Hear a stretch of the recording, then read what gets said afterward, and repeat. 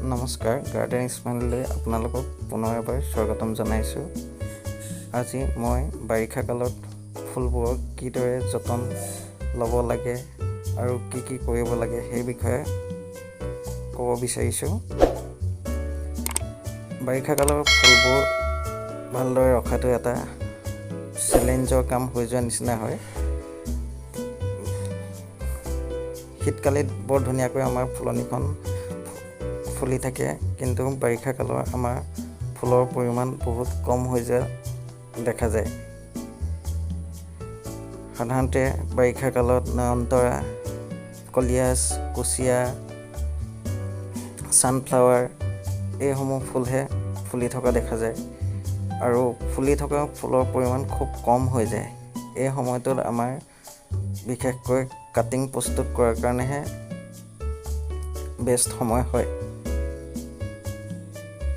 বাৰিষা কালত সাধাৰণতে আমি ফুলসমূহক পানী পৰা ঠাইত ৰাখিব নালাগে। পানী পৰা ঠাইত বেছিকৈ থ'লে গেলি যোৱাৰ সম্ভাৱনা থাকে। ময়ো এই ফুলসমূহ ৰাখিবৰ কাৰণে সৰুকৈ এটা গ্ৰীণ হাউচ বনাই লৈছিলোঁ এইবছৰ। গ্ৰীণ হাউচত থোৱাৰ পিছত ফুলসমূহ অলপ নমৰাকৈ থাকে, নহ'লে দেখা যায় বহুত ফুল বৰষুণৰ কাৰণে মৰি যোৱা দেখা যায়। আকৌ ৰ'দ দিলেও ফুলসমূহ বেয়া হৈ যোৱা দেখা যায়। ইয়াতে মই বিভিন্ন ফুলৰ কাটিং প্ৰস্তুত কৰি আছোঁ গ্ৰীণ হাউচটোত। ইয়াত ইন্দ্ৰমালতী, কলঞ্চু, পইনচেতিয়া, এইসমূহ কেলেথিয়া আছে আৰু মোৰ বাহিৰত কলিয়াছ, কুচিয়া এনেদৰে ৰাখি থৈছোঁ।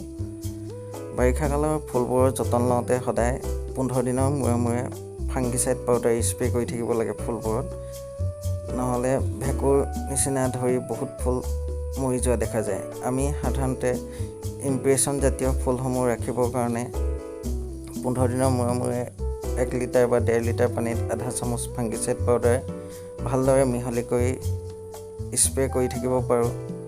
লগতে এইটো কথাও মন কৰিব লাগে যাতে টাববোৰত পানী জমা হৈ ফুলজোপা অসুবিধাৰ সৃষ্টি নকৰে। সেইটো কাৰণে সাধাৰণতে ঘৰৰ পিৰালিত নহ'লে পানী নপৰা ঠাই বিচাৰি তেনেকুৱা জেগাত ফুলবোৰ ৰাখি থ'লে ভাল হৈ থকা দেখা যায়। বহুত ফুল বৰষুণৰ কাৰণে মৰি গুচি যায়গৈ।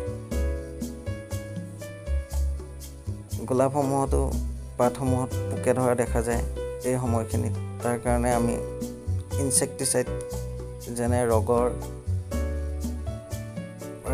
তেনেকুৱা ধৰণৰ কেমিকেল দোকানত বিচাৰিলে লৈ আহিব পাৰি। সেইবোৰ মাৰি থাকিলেও ফুলসমূহৰ পোক ধৰাৰ পৰিমাণটো কমি যায়। লগতে আমি নিম অইল ব্যৱহাৰ কৰিব পাৰোঁ।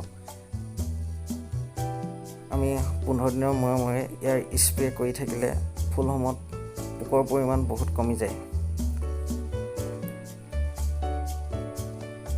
এয়া মোৰ নয়নতৰাবোৰ ধুনীয়াকৈ ফুলি আছে আৰু এই নয়নতৰাসমূহৰ পৰা আমি কাটিং প্ৰস্তুত কৰি আৰু বহুত পুলি বনাব পাৰোঁ।